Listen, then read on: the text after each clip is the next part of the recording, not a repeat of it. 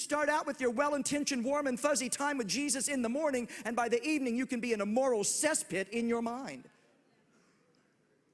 So I've had to learn for my own survival how to get clean and stay cleaner. Let me share with you that journey in our first little session. So I was struggling, and the Lord said, do the one thing you've never done, just admit them and submit them to me. He reminded me of a really ancient biblical principle. I love the fact that while cultures and times change, God and his principles do not. It still works for you. Numbers chapter 30 is an ancient concept. You can read it later, verses 3 through 5. God is talking here and inspiring the scriptures about women, especially in the day, women were under the authority and the covering of men, right?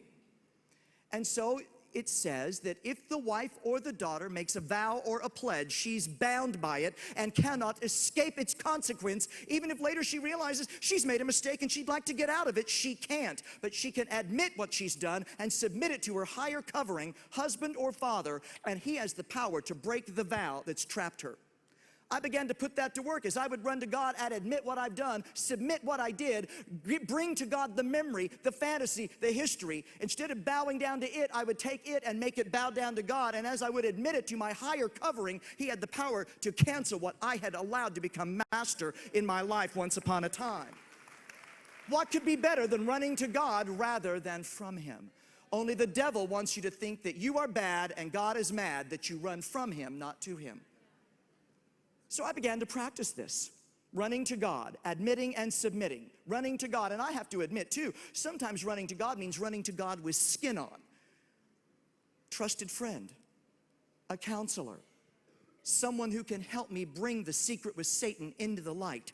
Not having to go into dirty detail and describe it all, but being able to say, I can't get that out of my head. Can I admit that to you, and would you pray for me? Because in my own strength, I don't know that I might conquer it.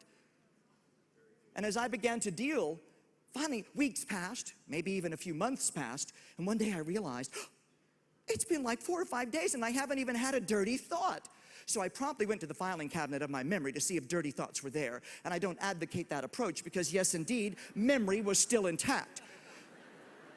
God did not erase my memory. Instead, he broke its power and authority over me because I was submitted to the greater source. So now, instead of it being a great dark wave to wash me away and threaten, it's more like a gnat I can swat away, because now I've learned how to deal with memory, history, and fantasy that used to deal with me.